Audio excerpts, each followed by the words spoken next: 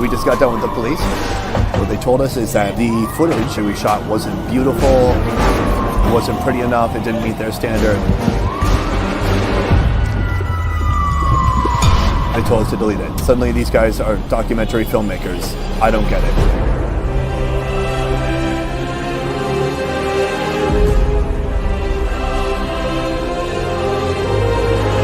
Egypt, a country famous for its history, the River Nile, the vast Sahara Desert, and its ancient pyramids. It's also a country I'll never return to again. We're trying to keep a low profile. And soon, you'll know why you shouldn't go either. Keep rolling, but be less obvious. There's a very dark, very real side to this country few travel shows and travel hosts are willing to expose. Well, let me back up and zoom out for a second.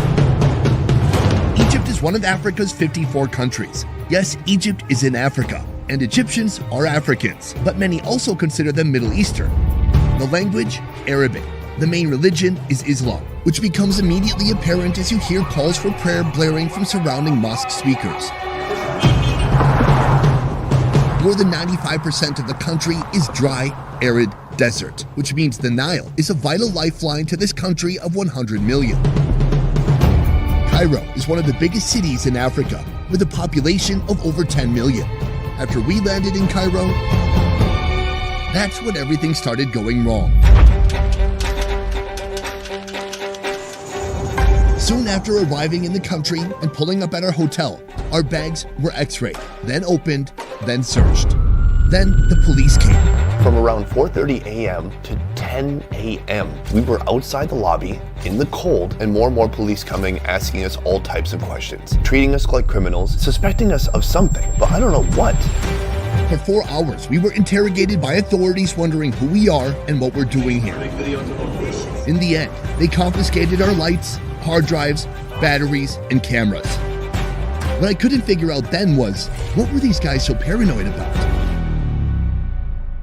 And then I read about Egypt's revolution. The Arab Spring spreads to Egypt with a day of rage. Demanded the resignation of then President Hosni Mubarak. They were scenes that gripped the world's attention. In December 2010, this so-called Democratic Republic faced mass demonstrations. The people were challenging authorities over poverty, corruption, and political repression. Many of these protests were held in Cairo in the city center, incredibly close to the hotel where they just confiscated our gear. Over a period of weeks, demonstrations reached a climactic and tragic head on January 25th. On that date, the people made their voices heard by demanding President Mubarak to stand down. The Mubarak regime responded with violence. In the end, he did step down, but future leaders never forgot the impact and power the people had. Now, even years later, there's a paranoia that envelops the city, especially leading up to January 25th. We landed here on January 16th. I regret this immediately! Oh, I just had a good idea. Without cameras, Come take a look at this beauty. my team and I have decided to shoot this series using iPhones. Now, man. Still, our problems are just beginning. Right now, the van is at a police station. They've gone through the shots on my phone. We don't know what's going to happen next. Even with just phones, even though we have a valid shooting permit, It's not exactly laws here. Cairo's overzealous, paranoid police are on top of us, They don't even wear uniforms. stopping us, asking us to delete shots they don't find beautiful. This guy behind me, he could be police. But probably not. In this series, you're going to witness the real Egypt, a straightforward documentation of what it's really like to be a filmmaker in Africa's worst country for shooting. Along the way, we're watching our backs and ducking into alleyways, all to capture the most delicious, Oh my gosh. unique food flavors you'll find anywhere. I was not expecting this. From bustling Cairo This place is wild, it's mad, it's very busy. Sorry, am I in your way? See? You see what I'm saying? Let me do a spin move right here. Boom, we're good.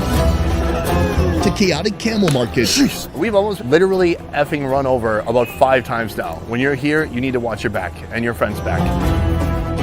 to the center of the Sahara Desert, far, far from police. Here, it's completely peaceful, and there's something really interesting. Like, when everyone's quiet, it's real silence. You'll see the food. They're eating about one sheep every 2 weeks. That's like 25 a year. That's a lot. But you'll also see the people, kind locals, completely unlike the boorish authorities who run this place. This is the boss of the camel, mother from another mother. I came to Egypt to introduce an audience of over 8 million to this country's heartwarming cuisine and friendly locals. Hey! Instead, I have no choice but to be honest and transparent. Laws here are unclear and people just kind of do what they want to do.